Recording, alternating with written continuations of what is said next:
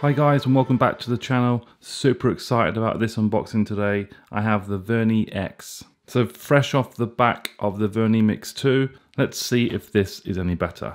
So it's £188 at the moment on GearBest. It's in a sale, and the box looks very, very similar to the Vernee X 2 box.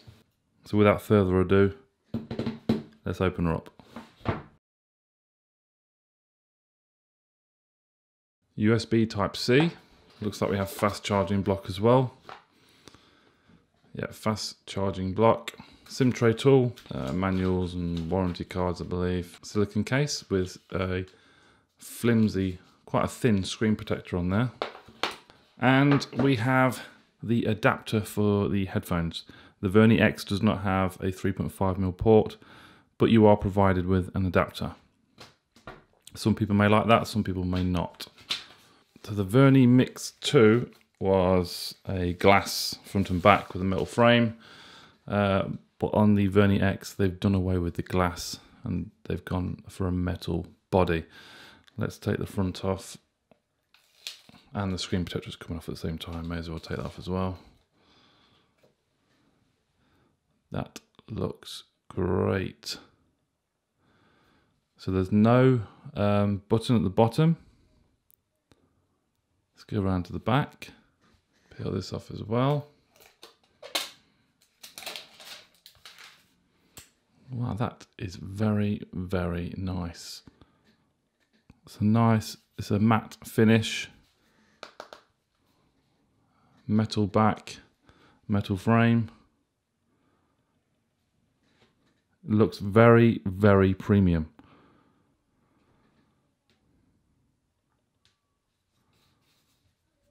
That's so smooth. I love that. That is fantastic.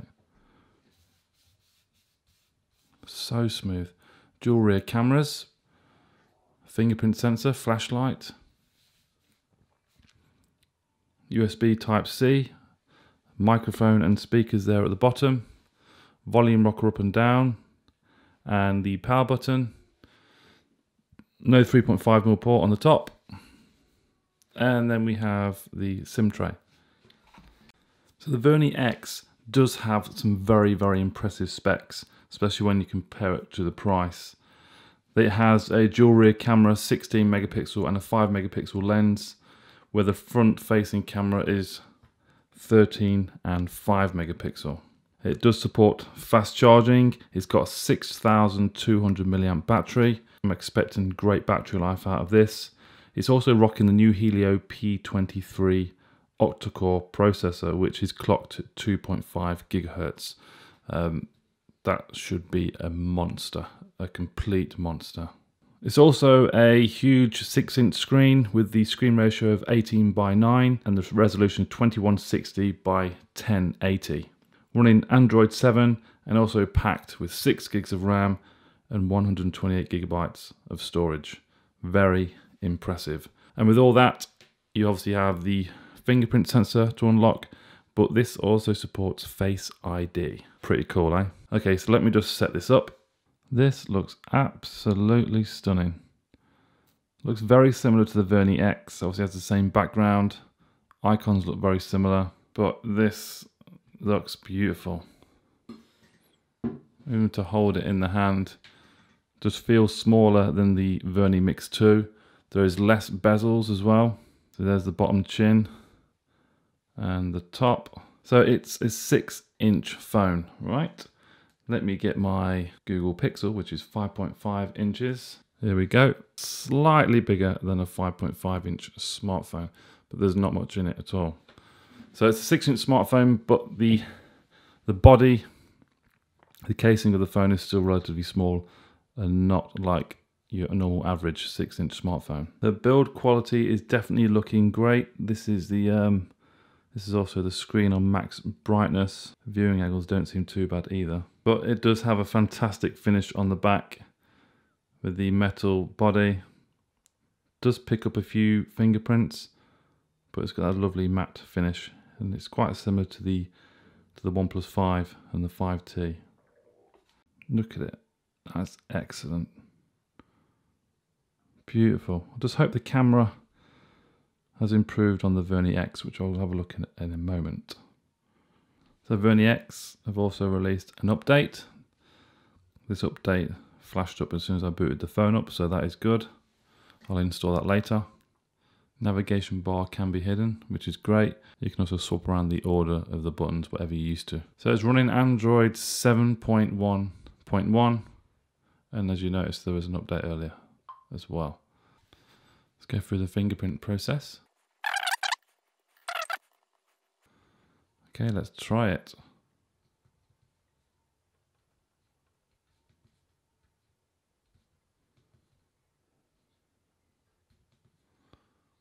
No fingerprint lock on sound. Seems to be pretty quick. Let's try face unlock. Okay, so it's got to detect my face on here.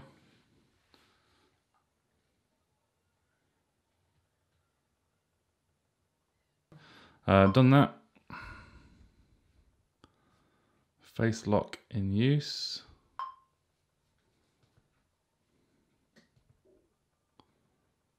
Wow, that unlocked from over here. Let's get right close. That was pretty rapid.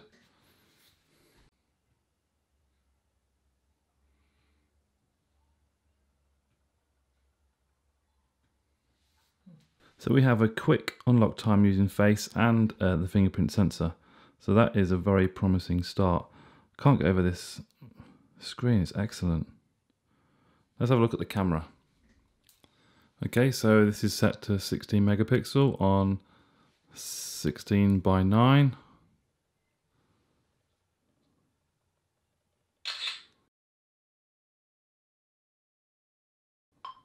Switch to video. So we have 1080p.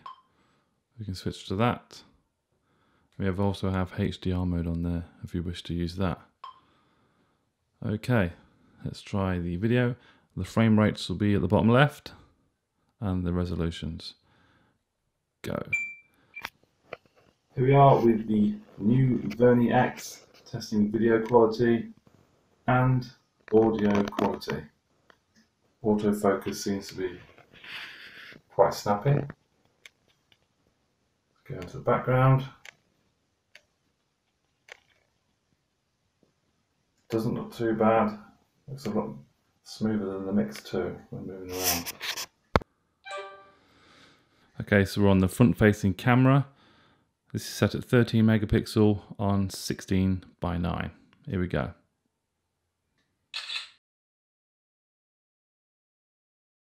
So front-facing video mode, 480p. That's the maximum setting you have on this phone.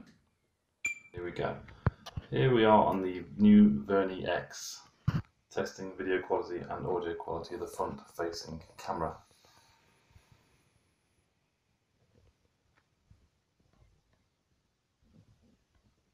Let's hope it's okay.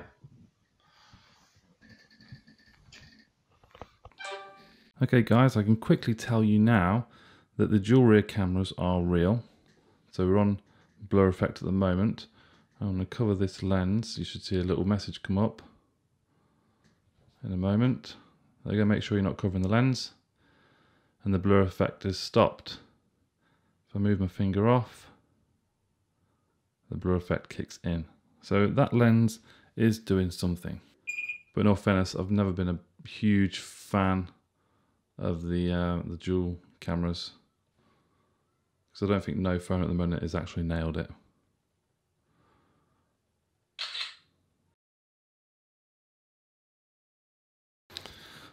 So I thought I'd show you the front-facing camera. This is in blur mode or bokeh effect. There is a blur around my camera, you can see on there. I'm going to cover this bottom lens here. There we go, look, blur stops, and there's a sign saying make sure you're not covering the lenses. Remove that, and blur kicks in again. So again, front-facing dual cameras are real, but does it work that well? There's blur settings here, you can adjust how much blur you have, and also on here as well. I'll just take a photo, see what happens.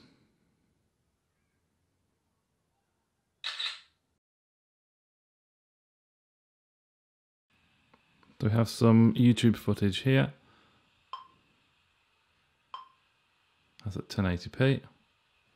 And let's make use of this full screen.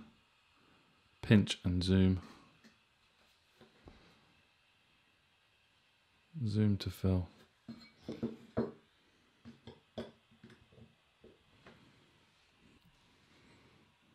They've nailed the screen, Vernee have. Absolutely nailed it. For such a budget smartphone, the screen looks excellent. Look at those colours. Super.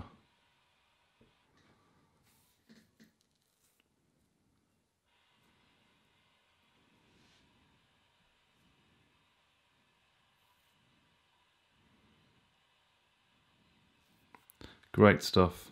I'll tell you what, the audio quality is impressive. Nice bit of low end. Nice bit of low end on the sound quality.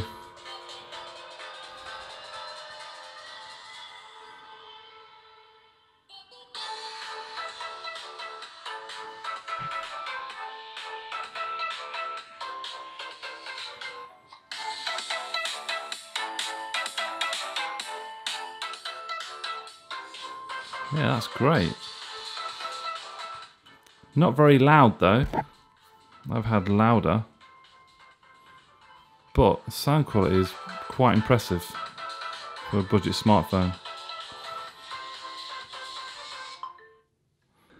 So you've seen all the specs. Very, very good specs for the price.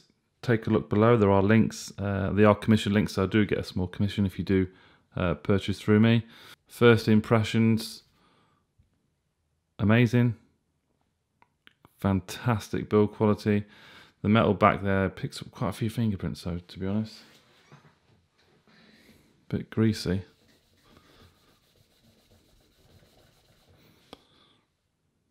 I'm sure they can be buffered off. Nearly there. Yeah, but build quality is fantastic. The screen is excellent. Face ID unlock is pretty rapid as well with the fingerprint sensor. 6,200 milliamp battery, so I'm very keen to see the battery performance on this phone. But beautiful. Nice small bezels as well. Great stuff. I think it's around about 83% screen ratio as well. So that concludes the unboxing and the quick hands-on to the Vernee X. Very, very impressive. Please comment below, guys, if there are any questions. Give the video a thumbs up, and I'll see you in the next one with that one very soon. Bye-bye.